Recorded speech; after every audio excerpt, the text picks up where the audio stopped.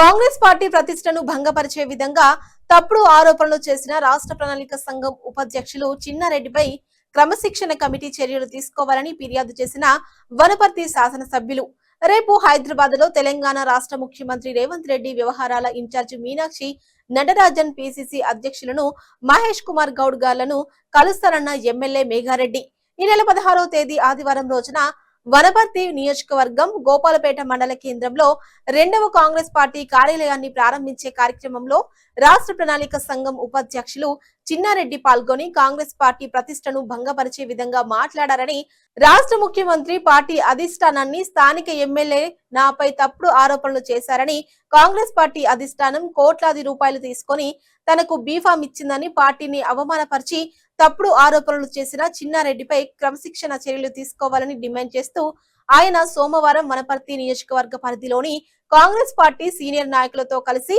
వెళ్లి కల్వకుర్తిలోని క్యాంపు కార్యాలయంలో క్రమశిక్షణ committee chairman Nagar Kurnool parliament సభ్యులు మల్లు రవి కలిసి ఫిర్యాదు చేశారు. ఈ సందర్భంగా సీనియర్ నాయకులు మాట్లాడుతూ వనపర్తిలో చిన్నారెడ్డి బీఆర్ఎస్ పార్టీ నాయకులతో కుమ్మక్కై కాంగ్రెస్ పార్టీ ప్రతిష్టను దెబ్బతీయడమే కాకుండా కాంగ్రెస్ నాయకుల పట్ల వ్యతిరేక ధోరణితో వ్యవహరిస్తున్నారని, గత 20-30 సంవత్సరాలుగా పార్టీతో అంకితభావంగా పనిచేస్తూ వస్తున్న తామని 10 ఏళ్లుగా బీఆర్ఎస్ పాలనను ఎన్నో అవమానకర పరిస్థితులను ఎదుర్కొన్నామని, నేడు ఎమ్మెల్యే మేఘారెడ్డి పాలనలో తాము సమాజంలో సముచిత గౌరవం పొందుతున్నామని, ఇలాంటి సమయంలో చిన్నారెడ్డి కాంగ్రెస్ పార్టీ ప్రతిష్టకు భంగం కలిగేలా ప్రతిపక్షాల ముందు పార్టీని పలుచన చేసి మాట్లాడడం సరైన పద్ధతి కాదని, చిన్నారెడ్డిపై చర్యలు తీసుకోవాల్సిందేనని క్రమశిక్షణ కమిటీ చైర్మన్ మల్లు రవి సూచించారు. ఇందుకు స్పందించిన ఎంపీ దీనిపై పార్టీ అధిష్టానంతోనూ మాట్లాడి తగు చర్యలు తీసుకుంటామని పేర్కొన్నారు. నియోజకవర్గంలో శ్రీ చిన్నారెడ్డి గారు గోపాల్పేట మండల కేంద్రంలో ఒక పార్టీ ఆఫీస్ ఓపెనింగ్కి వెళ్ళి ఏఐసిసి కాంగ్రెస్ పార్టీ పెద్దల్ని, కాంగ్రెస్ పార్టీ అధిష్టానాన్ని, తెలంగాణ రాష్ట్ర ముఖ్యమంత్రి వర్యులు శ్రీ రేవంత్ రెడ్డి గారిని, కాంగ్రెస్ పార్టీని, ఇక్కడ లోకల్గా నన్ను ఉద్దేశించి కొన్ని అనుచిత వ్యాఖ్యలు చేస్తున్నాడు. దాన్ని తీవ్రంగా ఖండిస్తున్నాను. ఫస్ట్ టైం ఎందుకు అంటే ఆయన నిన్న గోపాల్పేట పోయి మండల ఆఫీస్ ఓపెన్ చేయడమే మొదటి తప్పు. ఎందుకు అంటే ఆడ ఆల్రెడీ కాంగ్రెస్ పార్టీ ఆఫీస్ ఉంది. క్రమశిక్షణ తప్పున్నాడు ఆయన.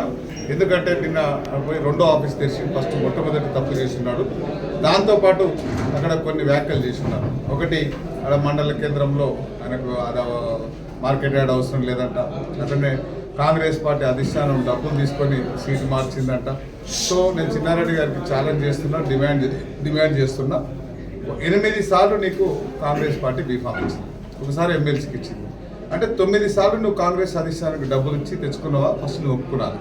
నువ్వు ఒప్పుకుంటే నేను ఒప్పుకుంటాను. అటు జరుగుతుంది కాంగ్రెస్లో అంటే నువ్వు సీనియర్ నాయకుడు కాదు, అది చెప్పాలి.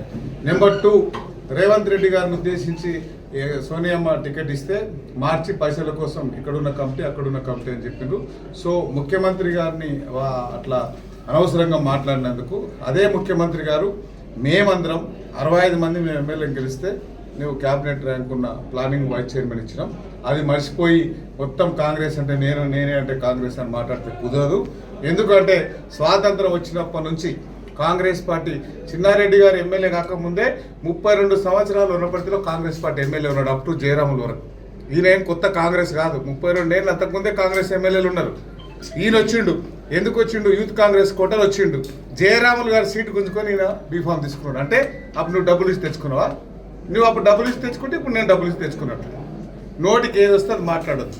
మొత్తం కాంగ్రెస్ అంటే నువ్వే అంటే కాంగ్రెస్ అంటే వనపర్తి నియోజకవర్గం ఉన్న కాంగ్రెస్ పాత కుటుంబ సభ్యులందరూ, కాంగ్రెస్ కార్యకర్తలందరూ వాళ్ళ ఆస్తులు అమ్ముకొని నీకు పెట్టిర్రా? నీవేనా ఎక్కడ పొలం అమ్మి నువ్వు పెట్టినావు? తిరుమలాపూర్ అమ్మినావు, హైదరాబాద్ అమ్మినావు. సో దీనికి అంతా సమాధానం చెప్పాలి. ఏఐసిసిని కూడా తప్పు పట్టినావు, కాంగ్రెస్ పార్టీని తప్పు పట్టినావు, ఎమ్మెల్యేని తప్పు పట్టినావు. నేను వచ్చిన తర్వాత నా కష్టమో ఇంకేదో నేను కాంట్రాక్ట్ చేసి వర్కులు చేసి నేను నా దగ్గర ఉన్న కార్యకర్తలకు పెడుతున్నాను. ఇప్పటివరకు 1 ఎంపీ నేను ఎక్కడ తీసుకోలే. సో నువ్వు చేస్తున్న పని పెబ్బేర్ల కొంతమంది కోసం, బీఆర్ఎస్ల కోసం, గోపాల్పేటలో కొంతమంది బీఆర్ఎస్ల కోసం, గన్పూర్లో, పెద్దమందల్లో, వనపర్తిలో బీఆర్ఎస్ పార్టీల కోసం ఎంఆర్ ఆఫీస్ ఫోన్ చేస్తావు, బీఆర్ఎస్ పార్టీల కోసం తీసుకెళ్లి సెక్రటరీలో బిల్లులు ఇప్పిస్తావు, బీఆర్ఎస్ పార్టీలకు వర్కులు ఇప్పిస్తావు, పోలీస్ స్టేషన్కి ఫోన్ చేస్తావు, ఎంఆర్ ఆఫీస్కి ఫోన్ చేస్తావు. నీకు ఇక్కడ కాంగ్రెస్ గురించి మాట్లాడే నైతిక హక్కు ఉంది. నీ రోజు బీఆర్ఎస్ నిలబెట్టుకొని తిరుగుతున్నావు. నిరంజన్ రెడ్డి, చంద్రశేఖర్ రెడ్డి, ఈయన ముగ్గురు కలిపి ఒక ఆత్మ, ఈయన ద్వారా మాట్లాడిస్తున్నారు. మొత్తం బీఆర్ఎస్ వాళ్ళు ఆయన దగ్గరకు పోతున్నారు. నేను ఛాలెంజ్ చేస్తున్నా, మా సీఎం గారికి లెటర్ ఇస్తా, ఇంటెలిజెన్స్ ఎంక్వైరీ చేపించేసి ఎవరి కోసం పనిచేస్తున్నారు. నేను కాంగ్రెస్ పార్టీ కోసం పనిచేస్తున్నాను. నువ్వు పని చేస్తే నీకు ధైర్యం ఉంటే బీఆర్ఎస్ వాళ్ళు ఎందుకు తీసుకుపోతావు? కాంగ్రెస్ వాళ్ళతో పనిచేయాలి. సో ఇవన్నీ ఇట్లా మాట్లాడిన చిన్నారెడ్డి గారి మీద మేము ఏఐసిసికి, పిసిసికి, క్రమశిక్షణ సంఘానికి, మిగతా సీఎం గారికి అందరికీ లెటర్ రెడీ చేసినాం. ఇప్పుడే సంతకాలు పెట్టున్నాం. ఆయన కాంగ్రెస్ పార్టీ 30 నెలల నుంచి ఆయన గెలిచిన తర్వాత, మేము గెలిచిన తర్వాత ఆయన ప్లానింగ్ బోర్డు చైర్మన్ అయిన తర్వాత ఆయన ఏమేమి చేసిండు, ఇంకో వ్యాఖ్యలు చేసిండు. ఈ కొత్త వాళ్ళంతా కొత్త వాళ్ళు 2014లో నువ్వు పాతోడివే కదా.